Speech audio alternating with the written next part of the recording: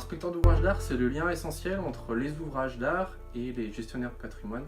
C'est un professionnel qui a reçu une formation spécifique en génie civil et qui met à profit ses compétences sur le terrain pendant les phases d'inspection pour comprendre et analyser le fonctionnement d'un ouvrage d'art et faire ressortir ses principaux défauts, ses pathologies.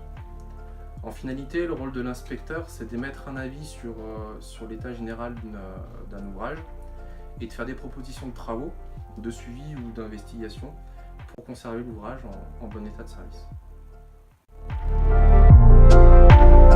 Alors un ouvrage d'art, c'est une construction qui permet de franchir un obstacle et d'assurer la continuité d'une voie de circulation. Donc on distingue en général trois grandes catégories d'ouvrages d'art. Donc il y a les ponts viaducs, les murs de soutènement et les tunnels.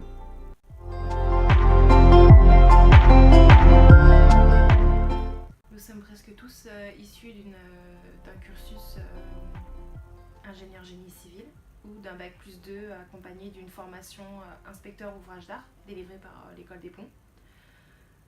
Mais aujourd'hui, je pense que le meilleur apprentissage reste le terrain et le partage des compétences.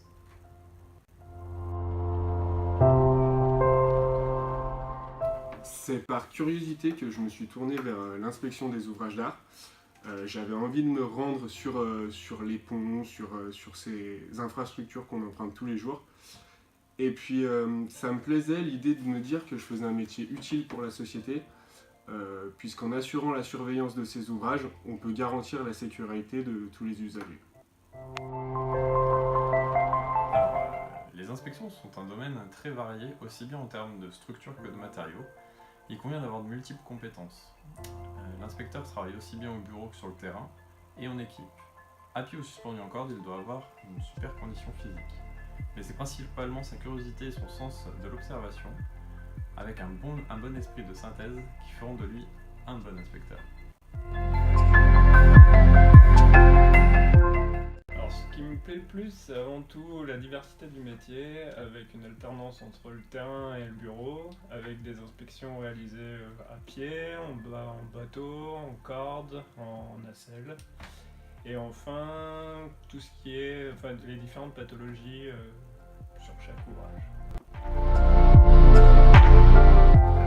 Moi, la force de BOS, je pense que c'est une équipe motivée et soudée. Mais avant tout, je pense que depuis la création de BOS en 1989, on a su préserver, transmettre l'esprit de service public. On essaie, et on y arrive en général, à réaliser des prestations de qualité et surtout qui soient utiles aux gestionnaires, que les rendus puissent servir à autre chose qu'avoir un simple PV de visite. Voilà.